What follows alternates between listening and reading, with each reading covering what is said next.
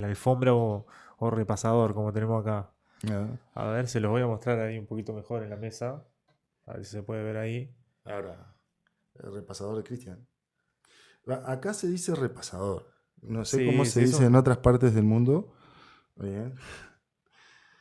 Pero yo estuve viviendo un poco en Argentina y se decía de otra forma. ¿Cómo se dice? No me acuerdo. Bueno, la idea es, no sé si se ve ahí, tenemos. Mira, hasta tenemos el entretejido del espacio-tiempo. Bien, lo que vamos a hacer acá es una pequeña representación. Imaginemos que... No voy a agarrar mi teléfono, este sí, más lindo. Imaginemos que este teléfono es la nave y mi objetivo es llegar a este objeto.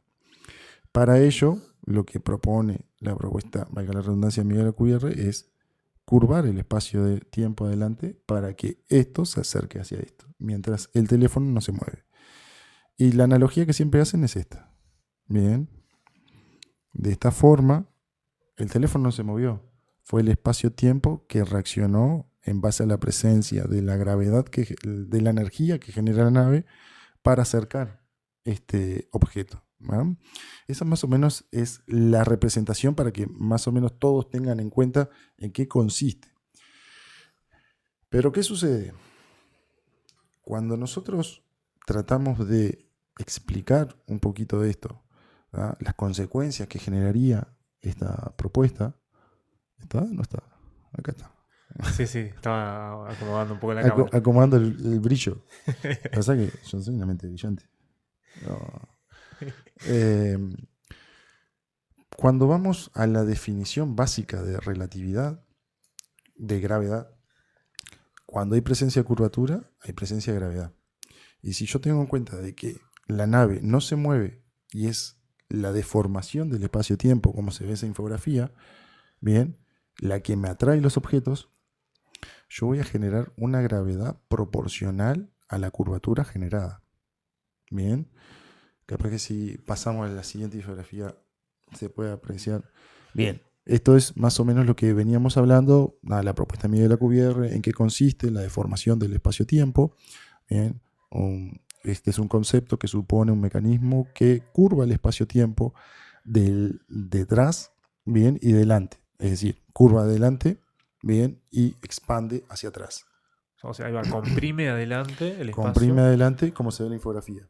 Ahí va. Bien, teniendo en cuenta la orientación de la nave, la parte delantera se curva, porque yo no puedo generar pliegues del espacio-tiempo adelante como la analogía. Claro, en la analogía del trapo que usamos recién, en realidad es solo una forma La analogía de esa pensarlo. lo que muestra es que la nave no se mueve, por lo tanto no había una restricción de la velocidad de la relatividad porque esa nave estaría quieta. Es el espacio-tiempo El que que, reacciona en base a la manifestación de energía que genera la nave. Porque hay una cosa que dice, y vos me la decías antes de la tertulia, es que los cuerpos con masa no se pueden acelerar a velocidad de la luz, pero el espacio-tiempo sí. ¿Ya? Entonces, si el espacio-tiempo es posible curvarlo, yo arrimo bien ese cuerpo o ese punto del espacio que quiera explorar hacia la nave. Bien. Entonces, veamos la siguiente info. Bien, acá podemos ver varios problemas y uno de ellos ya lo describió Miguel Alcubierre matemáticamente con su propuesta, la cual sería que precisaríamos una energía tal que haría que la masa sea infinita, porque precisaríamos tanta energía para curvar el espacio-tiempo, porque ustedes no se olviden de que esta propuesta es para llegar a cualquier punto del espacio. No es solamente ir de acá a Marte. No. Esto puede ser de acá a Marte, de acá a Plutón, de acá a Andrómeda o a una galaxia que esté a 13.500 millones de años luz de distancia. ¿Ya? Pero ¿qué sucede? Cuando yo planteo la definición de gravedad según la relatividad, esa curvatura tiene que ser tal que la distancia que yo quiera estudiar.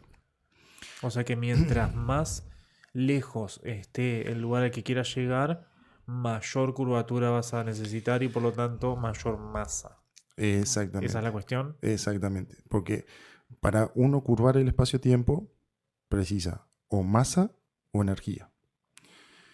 Pero ¿qué pasa? Para una nave no le voy a incrementar la masa por el simple hecho. No, yo voy a incrementar la masa de la nave por el consumo de combustible o de energía, dígase combustible, por decir alguna manifestación, ¿verdad? Que utilizamos mucho, propulsión química, ¿verdad? Entonces, si yo preciso mucho combustible para generar esa energía o esa manifestación de curvatura, la masa ahí se dispara al infinito, ¿verdad? Y eso lo verificó Miguel Alcubierre con sus matemáticas en la propuesta que hizo en 1994. ¿Verdad? ¿Qué sucede? La propuesta es seductora, ¿verdad? Curvar el espacio-tiempo para alcanzar sin violar la relatividad, pero tiene muchas contras, ¿verdad? La contra principal, como dice ahí el gráfico de barras, la energía total de la Tierra, bien, la energía que produce el Sol, la energía que produce una galaxia, la energía del universo y la energía que se va a necesitar para la velocidad warp. ¿Ah? Esto es respaldado matemáticamente.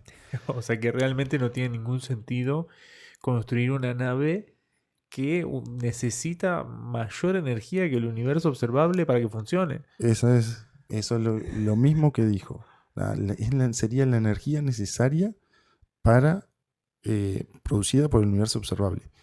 Pero no termina todo acá, sino que a su vez precisaría una energía exótica, Además de eso, negativa o de antigravedad. Bien, por lo tanto, precisaría energía para curvar el espacio-tiempo. Necesitaría energía negativa exótica, que todavía no se ha producido. Se estima que podría ser la antimateria, pero vos precisas energías infinitas de eso, almacenamiento infinito y las consecuencias que genera tener antimateria almacenada, ¿no? Hay una claro. película, ¿cómo es? Esta la de... Ay, se me fue. Bueno, hay una película, La Sí. noche ¿cómo es? Bueno, no sé de Bueno, la que está en el Vaticano y justo tienen antimateria. Ay, se me fue. Mira. El Código Da Vinci. Ah, el código Da Vinci. El Código Da Vinci. Creo que es la segunda que habla de eso. Que encapsulan una partícula antimateria en dos, ¿cómo es? Dos polos magnéticos ahí y está levitando. Pero ¿qué pasa? Cuando se agota la batería de esos imanes, la antimateria toca el recipiente y... Y explota todo. Entonces, claro, ¿qué pasa? La antimateria cuando toca materia se aniquila. Claro. Entonces, imagínense tener eso en una nave, bien, de forma Recontra infinita, peligroso. Claro. para poder generar esa energía exótica negativa, ¿no? Sí, si fuese generada de esa manera. La verdad que en ese sentido es complejo el asunto, pero lo que escuchaba de este señor de Alcubierre es que muchas veces los científicos no necesariamente están pensando en las aplicaciones técnicas de los conceptos que elaboran. Es decir, él se lo planteó como un problema y quiso resolverlo, lo quiso resolver de manera teórica y con matemáticas, y es como que el ejercicio en sí lo ayuda a él y a los que estudian en sí la teoría a entender mejor la teoría. O sea, él lo que dice es que aplicando la relatividad general a este problema concreto, lo ayuda a entender mejor la relatividad en sí misma y además a entender mejor también el propio universo. Entonces, si bien él ya sabe que no es viable esta opción, le parece interesante igual el ejercicio de planteárselo y además no sé si fue bastante reconocido Sí, reconocido por todo el mundo. por todo el mundo por ese trabajo, claro.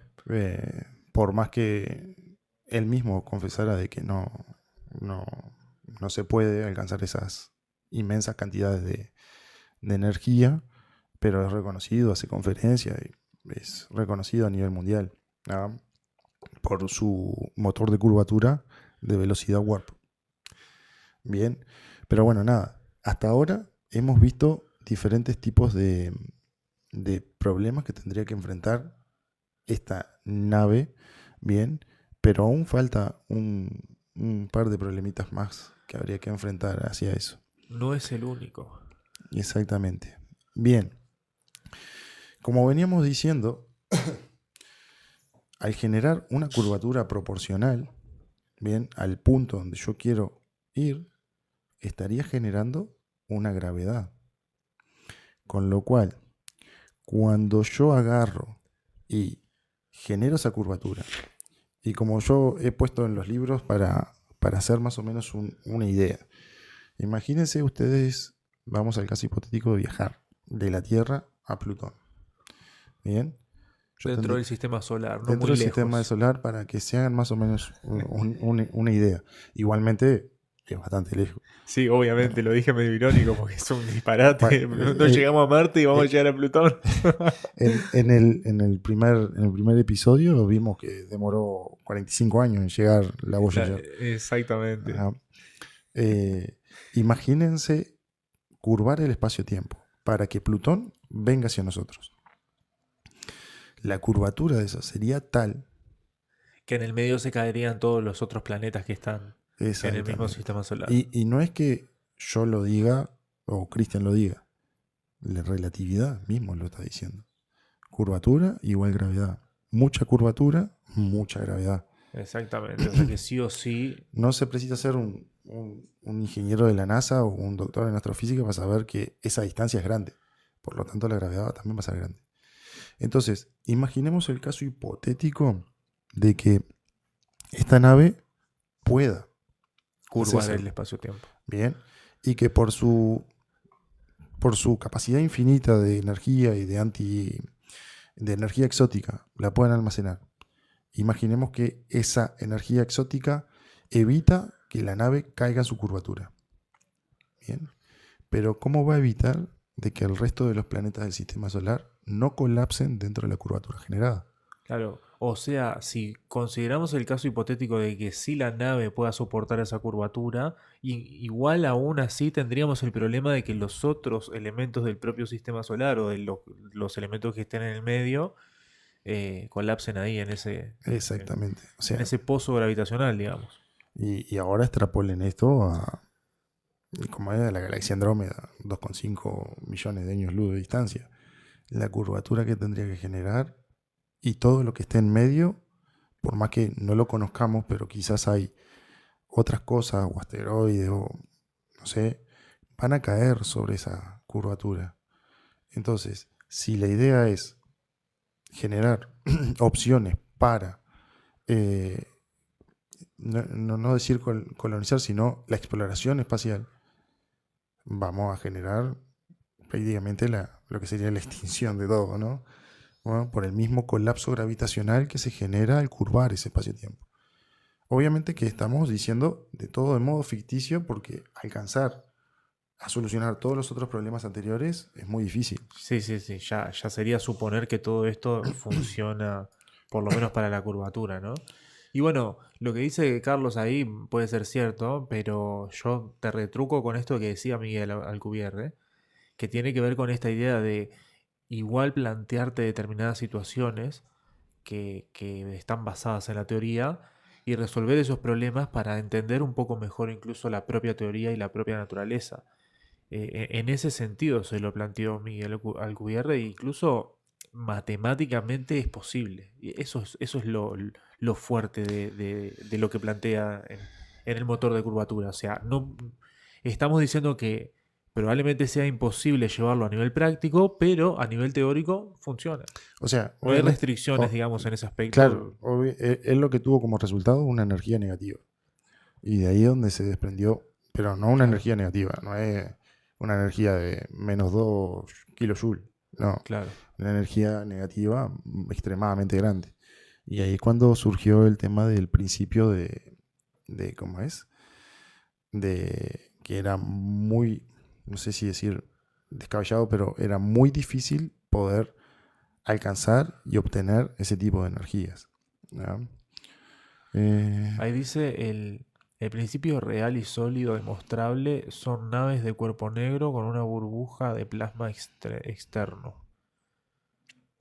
Eso sería para viajar, supongo. Sí, no sé lo que sería burbuja de plasma externo. ¿Cómo, cómo sería? Ya contanos un poquito y así enganchamos todo, Carlos. ¿Qué te parece? A ver cómo sería eso de la burbuja de plasma externo. Hay Sí. que recordar un poquito el tema de que cualquier manifestación de energía o potenciar ciertos eh, elementos te va a consumir un costo energético.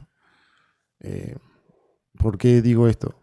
Porque el plasma así por sí no está solo. El cuarto estado de la materia está, por ejemplo, en las estrellas, pero está ahí en la naturaleza en base a la inmensa presión gravitacional que tienen, ¿no? Porque si no tuviera esa presión gravitacional las estrellas, nunca se podría llegar a la fusión nuclear. Vamos un poquito a eso. Y, o sea, lo saco a colación por el tema de que cuando ya hablas de plasma, bien, es como los estados de la materia, ¿no? Sólido, bien, líquido, gaseoso, la separación molecular interna, bien, es cada vez más grande. ¿Ah? En este cuarto estado de la materia, las presiones, densidad y temperatura que se generan Son muy son altas. exactamente casi extremas. Y eso es factible en base a la presión gravitacional que genera el espacio-tiempo De la ante propia el... estrella, digamos. Exactamente. Bien. Porque si no tuviera esa presión, bien, ante cualquier principio de fusión nuclear, la estrella se expandiría. Bien. Y es esa lucha titánica que existe entre la gravedad y la fusión nuclear que extiende hacia afuera y la gravedad que lo comprime, que podemos tener una estabilidad a lo que es nivel de plasma, ¿no? Ya que esta tecnología está madura para crearla, tengo las simulaciones de alta fidelidad. Bueno, hablando de eso, ya que hablas de las simulaciones, Miguel Alcubierre también había estudiado programación Sí. y estaba como a cargo de crear las primeras simulaciones de colisiones de agujeros negros.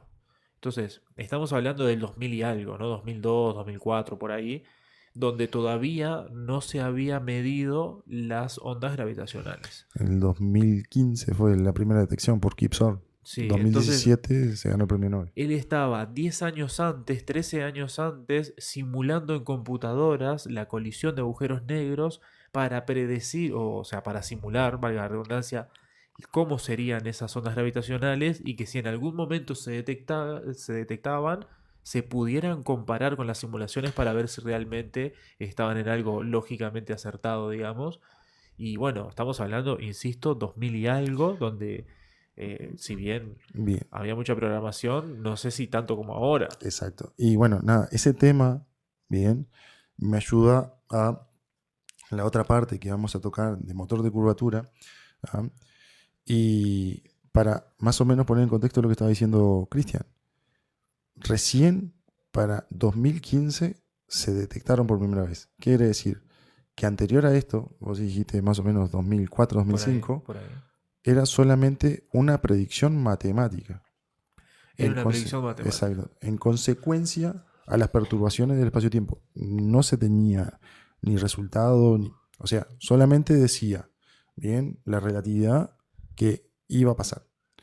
Pero ¿qué sucede? Ni mismo Einstein decía que íbamos a ser capaces de lograr La detección, verificarlas. verificarlas experimentalmente. Porque ¿qué sucede? Esas, y por suerte, ¿no? Esas ondas gravitacionales se generan, y gracias a Dios, a mucha distancia. Porque estamos hablando de eventos cataclísmicos, como Sí, sí. fusión de agujeros negros, explosión de supernova, fusión de estrellas de neutrones. Entonces, esos cuerpos supermasivos cuando giran distorsionan el espacio-tiempo porque se encuentran sumergidos dentro de una curvatura. Al moverse, bien, generan esa perturbación. Y muchas veces los ven como cuando se tira una piedra al agua, bien, que generan esas fluctuaciones. Ahí va esas ondas circulares, digamos. Exacto.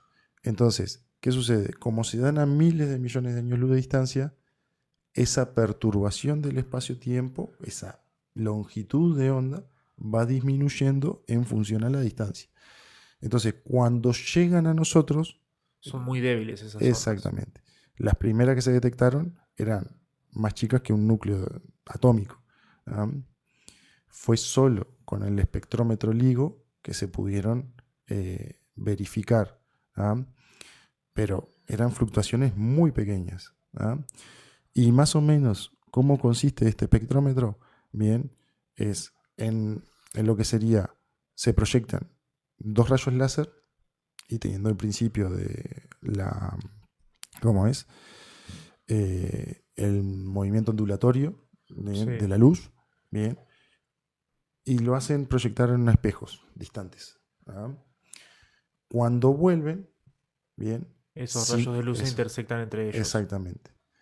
Cuando se intersectan, bien, no se ve ningún tipo de mancha o punto dentro del reflector. Pero ¿qué sucede? Cuando aparece un punto de luz, quiere decir de que la curvatura del espacio-tiempo generó una fluctuación en la gravedad. Entonces, esos rayos de luz que se venían manifestando, bien, se corrieron, se alteraron y ahí generó un puntito de luz. Es ahí cuando ahí se detectan las primeras ondas gravitacionales y esto a modo criollo, como decíamos, ¿no? Entonces, teniendo en cuenta eso, fue que se detectaron las ondas gravitacionales. Pero ¿por qué dije que me da un puntapié para hacer la siguiente predicción del motor de curvatura? Fíjate poner la siguiente infografía, si no está, vamos a la anterior. La otra, una más para atrás. No, otra más para atrás. Ahí. Bien. ¿Qué sucede? Si nosotros estamos diciendo, y esto es algo verificable por la detección de ondas gravitacionales, bien, que cuando existen perturbaciones del espacio-tiempo, yo voy a sentir fluctuaciones de gravedad. Y esto tiene sentido porque ante la curvatura yo tengo gravedad. Imaginemos que tenemos un cuerpo supermasivo como una estrella. Y acá esta fue la analogía que utilizó Einstein para dar a entender lo que eran las ondas gravitacionales. Si yo, de forma espontánea, desaparece el Sol, yo recién me voy a dar cuenta 8 minutos después que el Sol desapareció. Por lo que demora la luz en llegar a nosotros. Exacto. No Pero solo la luz, sino también la deformación del espacio-tiempo demora 8 minutos porque las ondas en cambiar. gravitacionales se mueven a la velocidad de la luz. Exactamente. Bien, esto es todo relatividad, no estamos inventando nada. Entonces, ¿qué voy a sentir yo ahí? Voy a tener la curvatura del espacio-tiempo y esa onda va a generar una profundidad de curvatura y una, que sería cresta, proporcional a la curvatura que estaba. Por lo tanto, si las ondas gravitacionales son las manifestaciones o las perturbaciones de gravedad, nosotros podemos decir de que si en el valle abajo la curvatura yo tengo gravedad hacia el centro de curvatura, cuando el astro esté arriba yo puedo tener una antigravedad. Es como cuando yo agarro y salto en un trampolín. Yo cuando salto es como que no sienta mi gravedad, me siento liviano. ¿Por qué? Porque los cuerpos, como el Sol, las estrellas, se apoyan sobre el espacio-tiempo. Ahora, si nosotros planteamos de que esta nave va a arrancar desde el punto de partida, supongamos, fuera de la Tierra, y genera todas estas perturbaciones en el espacio-tiempo, ¿ah? Genera una gravedad adelante y una antigravedad proporcional a la curvatura que generó adelante. Del lado de atrás. Exactamente. Entonces imaginemos que la Tierra está en la parte naranja, bien, allí, sobre esa cresta. Nosotros tendríamos una antigravedad proporcional a la curvatura que está adelante. Y cuando se normalice el espacio-tiempo, bien, habremos pasado, de acuerdo a las ondas gravitacionales, gravedad, antigravedad, a la velocidad de la luz. Y esto no es algo que yo agarre y diga, porque sí. O sea, LIGO, el espectrómetro, bien, con la cual se detectaron las ondas gravitacionales, bien, es así como detecta. esas perturbaciones, con manifestaciones de gravedad a causa de esas curvaturas. ¿Ah? Claro, pero volvemos como al mismo punto de hoy. Lo que se detectó fue una colisión de agujeros negros a una distancia extremadamente grande, Por suerte. por suerte, porque si no nos haría pelota, pero de alguna forma deformar el espacio-tiempo implica sí o sí tener un montón de masa, no queda otra, no hay vuelta, o sea, necesitas un objeto demasiado grande, demasiado masivo para, para Mon- deformar el espacio-tiempo. Montón de masa y a su vez ver cómo podés solucionar de que dentro de la trayectoria de A a B, donde vos te quieras desplazar, no termines colapsando todos los cuerpos o eh, elementos que vos quieras alcanzar. Como decíamos, si yo quiero ir hasta Plutón, pero si a mí yo agarro, genero esa curvatura y colapsan el resto de los planetas, ¿de qué me sirve ir a Plutón? Porque aparte yo acerco a Plutón y ¿qué me dice que Plutón tampoco caiga de la curvatura? Por lo Claro. tanto, si mi idea era llegar a Plutón, pero yo llegué a la posición donde estaba, pero Plutón terminó abajo de la curvatura. O sea que no te sirvió demasiado. Mira lo que dice Carlos, que es Sí, interesante. La, le voy a dar una primicia. El origen de la gravedad son partículas en movimiento. Por eso la luz y la gravedad se desplazan a la misma velocidad. Bueno, es una de las ideas centrales dentro de la física que todas las interacciones, todas las fuerzas son producto de partículas, ¿no? Partículas en movimiento. Creo que viene por ahí la idea. O sea, estarías hablando del gravitón, supongo. El gravitón es como esa partícula de la gravedad. Es algo eh, así. claro, sí, el gravitón es la partícula hipotética que, o sea, como así está el fotón o el bosón de Higgs, Exacto. bien, cada partícula subatómica o cada tiene su parte bosónica, bien, eh, pero capaz que estaría bueno que tire un poquito más para poder debatir un poco en la tertulia, ¿no? Ah, porque la tiro así tipo trailer y, o sea, o sea, si vos, vamos a lo que dice, ¿no? Se comporta como onda, como partícula, por la luz y la gravedad se desplazan a la misma velocidad. Sí, habría que tener un poquito más de contexto para poder hincarle el diente, Carlos. ¿Ah? Volvamos Igual es a... una buena analogía, ¿no? Pensar que la luz y las ondas gravitacionales se desplazan a la misma velocidad. Y que ambas tienen la posibilidad de moverse a través del vacío. Me parece que probablemente no sea una casualidad que tengan eh, esas mismas propiedades, ¿no? ¿En qué sentido? Y porque si vos evaluás el resto de las ondas que conocemos, las otras ondas son todas mecánicas, ¿no? Son todas ondas que se desplazan a través de materiales. Pero justo las dos que pueden viajar por el vacío y que además se mueven a la velocidad de la luz son justamente las ondas electromagnéticas y las ondas de gravedad. Claro, pero viste que, por ejemplo, la luz, una partícula sin masa, es atraída gravitacionalmente. Bueno, eso es otro de los puntos interesantes también. Entonces, por eso se manifestó. Primero, se verificó la relatividad general. Y segundo, y esto es también parte del libro, ¿no? Que yo ahí cuestiono un poquito. Si yo mido la velocidad siempre en función del tiempo, ¿no? Y quiero hacer un estudio de la velocidad de la luz en el espacio, ¿no? De A a B, mido una velocidad. Bien, siempre en función del tiempo. Pero ¿qué sucede? Ahora, entre medio de la trayectoria A a B, yo pongo un agujero negro. Vamos a mejorar un poquito el sistema. Yo agarro y no hago que el fotón ingrese al agujero negro.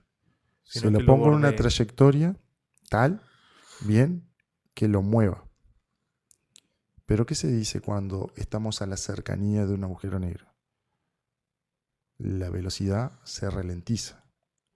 Entonces, yo, si estoy dentro de ese marco de sistema de estudio y estoy corriendo el tiempo, como en la película Interestelar, que se hizo muy famosa, Sí, si el que estaba en el Endurance estuviera grabando, mirando a los tripulantes del Ranger, demoraron 23 años en volver. Yo podría estar viendo imágenes re viejas mientras ellos se movían. ¿Qué quiere decir? De que mi tiempo en ese marco de estudio me estaría diciendo que el tiempo recorrido del fotón demoró 23 años. Lo paso a segundo y la velocidad de la luz es distinta. Entonces, a lo que voy, si yo tengo en cuenta esa premisa de que la luz y la gravedad, bien, se pueden mover a la velocidad de la luz, se pueden mover a grandes velocidades, mejor dicho, Sí. bien, pero siempre hay que acordarse de que la luz es atraída por la gravedad y siempre está el tema de la ralentización.